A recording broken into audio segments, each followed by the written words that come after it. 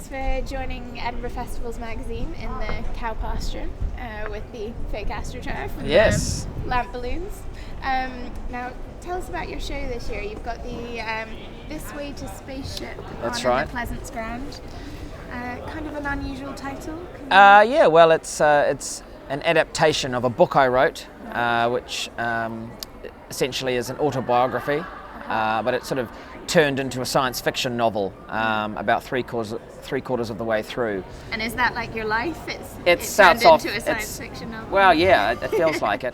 I was worried that the world might end at the end of the year with the Mayan calendar running out, 21st of December. You've probably heard of that. So I thought, what if it did end? I bet there's spaceships that are taking off from the superpowers, and I'd like to get on one of those spaceships. I'd like to continue on with human existence, maybe recolonize another planet. So I wrote this autobiography, and then it sort of ended up sort of going in that direction. And the initial idea was to do readings from my book on stage, but then when I started to prepare a stage show, I ended up creating a whole new thing. Wow. So you've really mastered science fiction and the art of spaceship travel? Absolutely. Wow, and it sounds like it's already going really well. The Pleasance Grand is a huge venue. It's huge, but I've been playing fairly big rooms around the UK, so I'm used to a big crowd. I was worried that playing a big room every night for 26 nights might be hard, but we'll see. Word's getting out. People are excited about it. So I've already been hearing the whispers.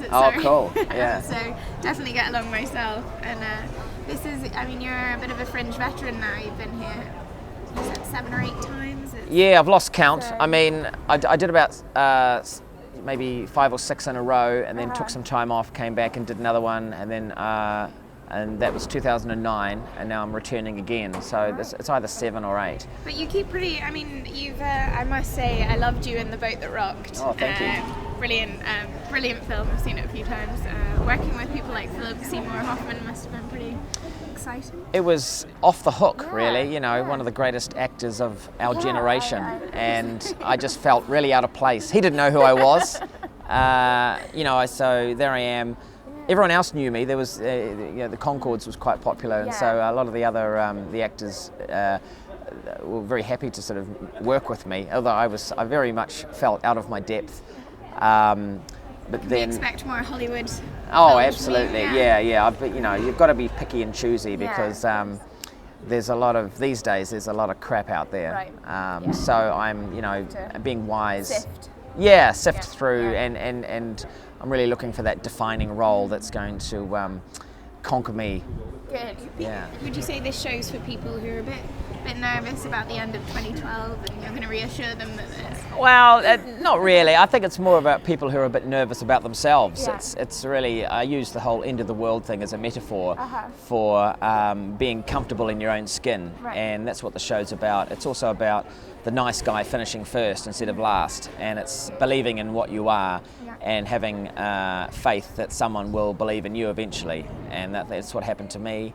And I want it to be sort of inspirational for losers and geeks. Okay, wonderful.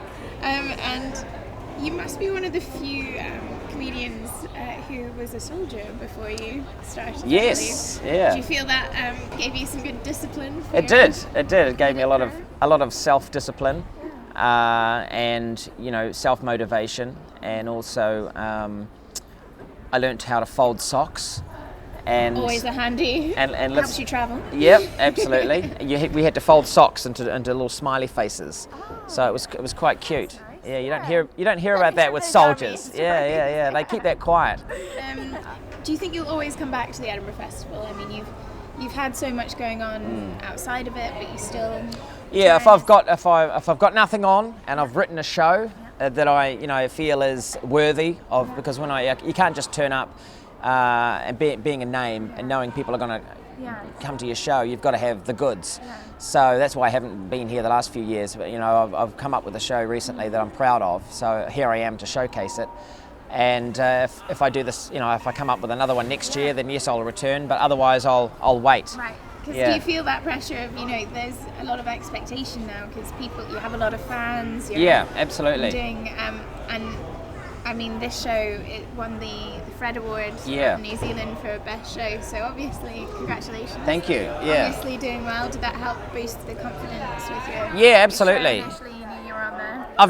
I've never won an award for in my shows, so this is, I feel like I've matured into the point where I've got an award-winning show now.